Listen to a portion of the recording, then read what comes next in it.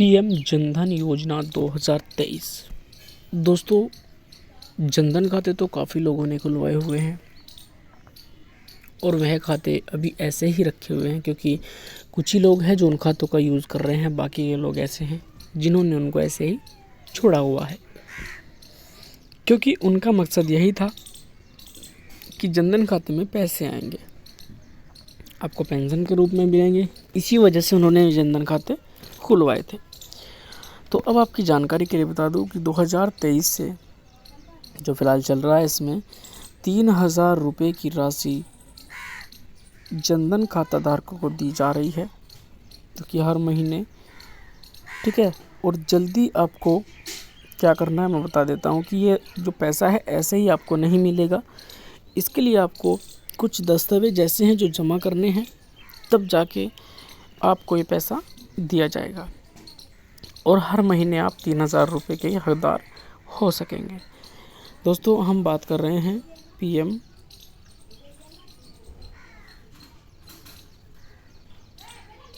Jan Dhan account की। तो मेरा आपसे निवेदन रहेगा दोस्तों कि अगर आपने वीडियो लाइक नहीं किया तो लाइक कर दे। सब्सक्राइब चैनल को आप बाद में कर देना, पहले आप वीडियो को लाइक कर दें। चलिए शुरू करते हैं इस वीडियो को। दोस्तों, आपकी जानकारी के लिए बता दें कि देश में जनधन खातों की संख्या 50 करोड़ के रिकॉर्ड आंकड़े को पार कर गई है। प्रधानमंत्री नरेंद्र मोदी ने शनिवार को इसे एक महत्वपूर्ण मील का पत्थर बताते हुए सराहना की। पीएम मोदी ने एक्स पर पोस्ट किया कि यह देखकर खुशी हुई कि इन 50 करोड़ जनधन खातों में से आधे अधिक महिलाओं के हैं। दोस्तों, एक्स यानी ट्विटर पर जो है पोस्ट किया है और क्या कहा है कि यह देखकर खुशी हुई है कि 50 करोड़ जनधन खातों में से आधे जो खाते हैं वो केवल और केवल महिलाओं के हैं। अब दोस्तों, आपको जो 3,000 रुपये मिल रहे हैं, यह क्या है देखिए। केंद्रीय वित्त मंत्रालय ने शुक्रवार को बताया था कि देश में जनधन खातों की संख्या कुल 50 करोड़ का आंकड़ा पार कर गई, जिसमें से 56% खाते महिलाओं के हैं। और मंत्रालय ने एक बयान में कहा कि इसमें से लगभग 67% खाते ग्रामीण और सेमी अर्बन क्षेत्रों में खोले गए हैं। अब जनधन खाते के द्वारा खाता धारकों को 3,000 रुपये प्रति माह भी दिए जाते हैं। इस योजना का लाभ लेने के लिए लाभार्थी की प्रवेश आयु के आधार पर मासिक योगदान 55 रुपये से 200 रुपये तक का होता है। और इस योजना के तहत लाभार्थी द्वारा 50% मासिक योगदान देय होता है और केंद्र सरकार द्वारा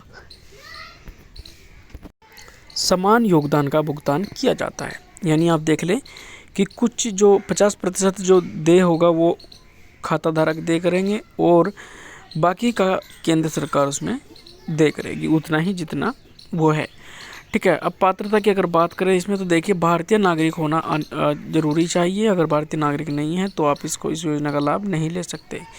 असंगठित श्रमिक, ठीक है, जैसे कि रेहड़ी पटरी पर सामान बेचने वाले, कृषि संबंधी कार्य, निर्माण स्थल पर काम करने वाले, चमड़े, हथकरघा, मध्याह्न भोजन, रिक्शा व ऑटो व्हीलर, कूड़ा बीनने वाले, बढ़ई मछुआरे आदि उद्योगों में काम करने वाले श्रमिक आयु वर्ग 18 से 40 वर्ष में होनी चाहिए।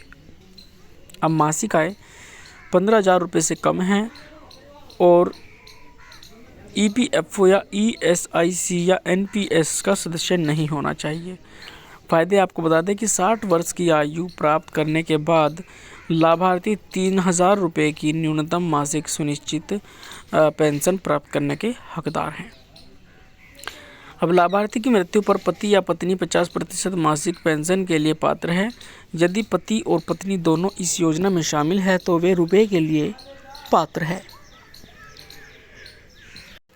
संयुक्त रूप से 6,000 मासिक रुपये पेंशन उन दोनों को मिल जाएगी। और यह योजना है दोस्तों पीएम मानधन योजना, श्रम मानधन योजना, ठीक है, श्रम मानधन योजना यह है। और इसके तहत आपको यह लाभ मिल रहा है। खाता आपका जो है यही होना चाहिए, कौन सा, जनधन अकाउंट है। चलिए ये थी फिलहाल की जानकारी, मिलेंगे आने वाली अगली वीडियो में, तब तक के लिए जय हिंद, जय भारत, वंदे मातरम। चैनल को सब्सक्राइब ज़रूर कर लें।